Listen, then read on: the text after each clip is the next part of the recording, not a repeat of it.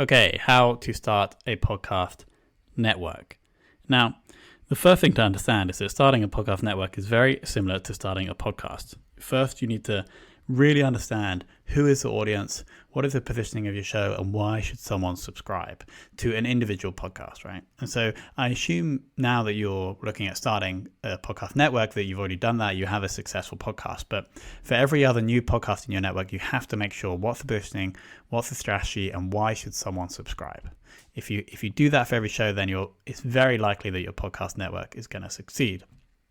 Aside from that, which is really the most important thing, there is some logistical stuff. There is a bit of software, technical stuff that you need to set up as well. And so the first thing you really need is a podcast host, somewhere to host your podcast that allow you to have multiple or even unlimited podcasts.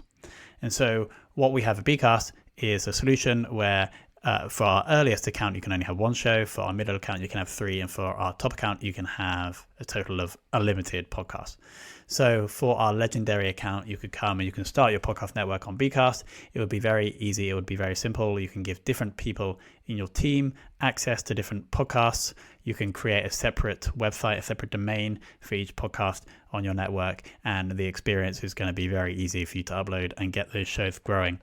At Bcast, we focus on building software that helps businesses and marketers grow their show. And so if you're looking to grow your podcast network, generate sponsorship, generate revenue for products or services, then Bcast is probably the best place for you.